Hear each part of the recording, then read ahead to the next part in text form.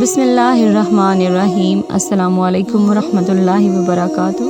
میرے چینل فتح اسلام میں آپ کو خوش آمدید کہتی ہوں۔ دمشق میں ایک بہت بڑی مسجد ہے جو مسجد جامعہ طوبہ کے نام سے مشہور ہے۔ اس میں ایک طالب علم کے جو بہت زیادہ غریب اور عزت نفس کے لحاظ سے مشہور تھا، وہ اسی مسجد کے ایک کمرے میں ساکن تھا۔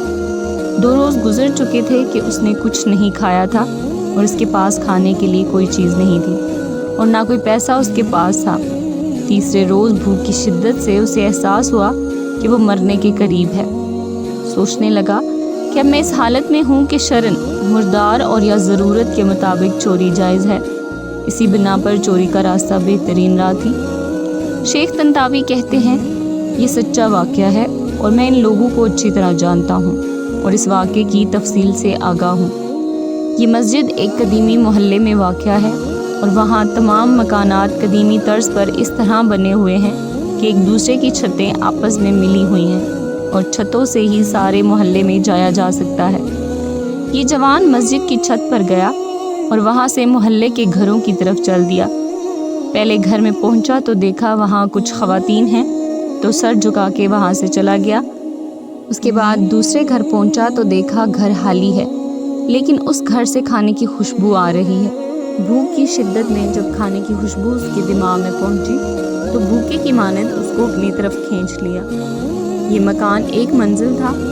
فوراً باورچی خانے میں پہنچا، دیگچی کا ڈھکن اٹھایا تو اس میں بھرے ہوئے بینگن کا سالن تھا۔ ایک بینگن اٹھایا، بھوک کی شدت سے سالن کے گرم ہونے کی بھی پرواہ نہ کی، بینگن کو دانتوں سے کاٹا اور جیسے ہی نگلنا چاہا تو اسی وقت عقل اپنی جگہ واپس آ گئی اور اس کا ایمان جاگ گیا۔ اپنے آپ سے کہنے لگا، خدا کی پناہ میں طالب علم ہوں، لوگوں کے گھروں میں گھسوں اور چوری کروں۔ اپنے اس فعل پر شرم آ گئی، پشیمان ہوا اور استغفار کیا اور پھر بینگن کو واپس دیگچی میں رکھ دیا اور جیسے آیا تھا ویسے ہی واپس لوٹ گیا اور مسجد میں داخل ہو کر شیخ کے حلقہ درس میں حاضر ہوا۔ بھوک کی شدت سے سمجھ نہیں پا رہا تھا کہ شیخ کیا درس دے رہے ہیں۔ جب شیخ صاحب درس سے فارغ ہوئے اور لوگ بھی متفرق ہو گئے تو ایک خاتون مکمل حجاب میں وہاں آئیں۔ شیخ صاحب سے کچھ گفتگو کی۔ وہ طالب علم دور بیٹھا انہیں دیکھ تو رہا تھا لیکن ان کی گفتگو نہ سمجھ سکا۔ شیخ نے اپنے اطراف میں نگاہ کی تو اس طالب علم کے علاوہ کسی کو وہاں نہ پایا۔ پھر اس کو آواز دی اور کہا، تم شادی شدہ ہو؟ جوان نے کہا، نہیں۔ شیخ نے کہا، تم شادی نہیں کرنا چاہتے؟ جوان خاموش رہا۔ شیخ نے پھر کہا، مجھے بتاؤ تم شادی کرنا چاہتے ہو یا نہیں؟ اس جوان نے جواب دیا، خدا کی قسم میرے پاس ایک لقمہ روٹی کے لیے پیسے نہیں ہیں، میں کس طرح شادی کروں؟ شیخ صاحب نے کہا، یہ خاتون آئی ہے، اس نے مجھے بتایا ہے کہ اس کا شوہر وفات پا گیا ہے اور اس شہر میں بے سہارا ہے اور اس کا دنیا میں سوائے ایک ضعیف چچا کے کوئی عزیز اور رشتہ دار نہیں ہے۔ اپنے چچا کو ہی اپنے ساتھ لے کر آئی ہے اور وہ اس وقت اس مسجد کے کونے میں بیٹھا ہوا ہے اور اس خاتون کو اس کے شوہر سے گھر اور مال ورثے میں ملا ہے۔ ابھی آئی ہے اور ایسے مرد سے شادی کرنا چاہتی ہے جو شرعاً اس کا شوہر اور اس کا سرپرست ہو تاکہ تنہائی اور بدنیت انسانوں سے محفوظ رہے۔ کیا تم اس سے شادی کرو گے؟ جوان نے کہا، ہاں۔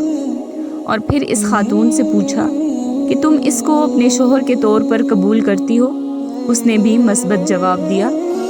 شیخ صاحب نے اس خاتون کے چچا اور 2 گواہوں کو بلا کر ان دونوں کا نکاح پڑھ دیا اور اس طالب علم کی بجائے خود اس خاتون کا مہر ادا کیا اور پھر اس خاتون سے کہا، اپنے شوہر کا ہاتھ تھام لو۔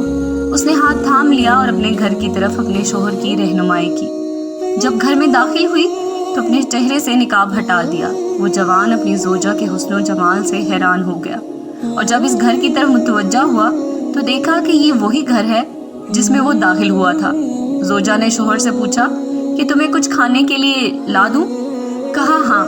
اس نے دیگچی کا ڈھکن اٹھایا اور بینگن کو دیکھا اور بولی، عجیب ہے، گھر میں کون آیا تھا اور اس نے بینگن کو دانتوں سے کاٹا ہے؟ وہ جوان رونے لگا اور اپنا قصہ اس کو سنا دیا۔ زوجہ نے کہا، یہ تمہاری امانت داری اور تقویٰ کا نتیجہ ہے کہ تم نے حرام بینگن کھانے سے اجتناب کیا تو اللہ نے سارا گھر اور گھر کی مالکہ کو حلال طریقے سے تمہیں دے دیا۔ سبحان اللہ۔ جو کوئی اللہ کی خاطر کسی گناہ کو ترک کرے اور تقویٰ اختیار کرے تو اللہ اس کے مقابل میں بہتر چیز اس کو عطا کرتا ہے۔ بے شک